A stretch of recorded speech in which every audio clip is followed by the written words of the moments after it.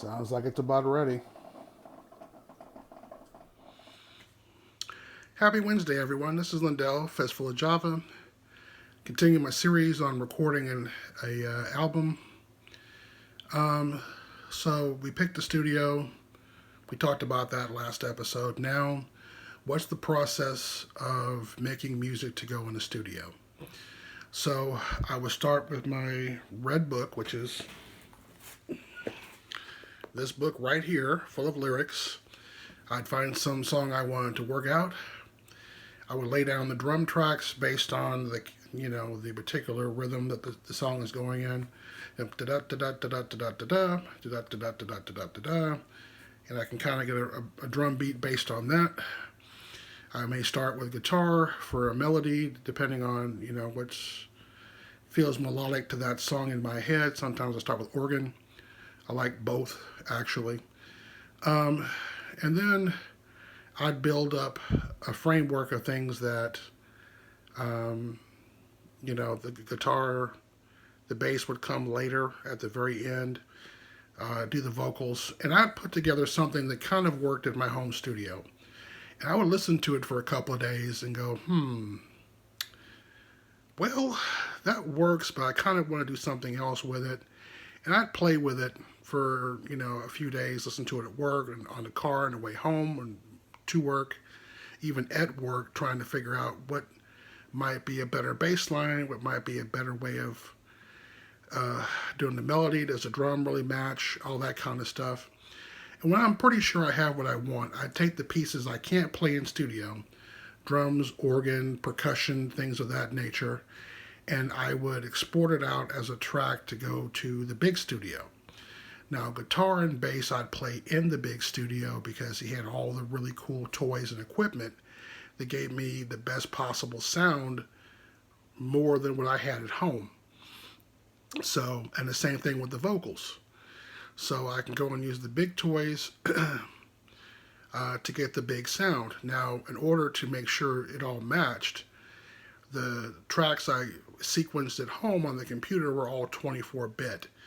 They're about twice as much as the quote-unquote CD quality. But I noticed that the CD quality would degrade the more you mixed it and maneuvered it around, and it would sound worse after 2 or 3, sessions or whatever. The 24-bit was above CD quality, so when I mixed it down to CD quality, it still sounded very clear, very sharp, very accurate. So, then we bounced, with the nice clean tracks to the big studio, record guitar, bass, and vocals, and in some case, backing vocals. One song of mine has 9 different backing vocals to have kind of a choir sound behind the main vocal. So that was a long day. And then we mix it down at the end of the session. I leave with, a fairly functional song that I may play with over the course of the next couple of months to kind of get it down like I want it. And that's how each song went. And that took, like I said, it's about a year. Some songs took longer than others. I never really got it totally perfect, but I got to a point where it's like, okay, it's time for me to take my hands off of it. I'll never finish it. So, that's what I did. I got to a point and said, okay, this is good enough. No more. No more. So, and that was, again, the idea of doing it all myself. Is that what I wanted to do? No, not really.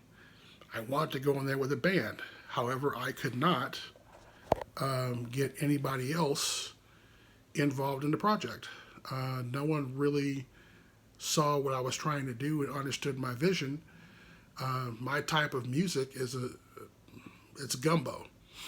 It's jazz, it's rock, it's funk, it's blues. Not so much R&B, but there's a little bit of that in there too. But all the more of the harder styles is where I went, and no one could see where I was going. Even when I'd play the demos, they're going, yeah, I don't know.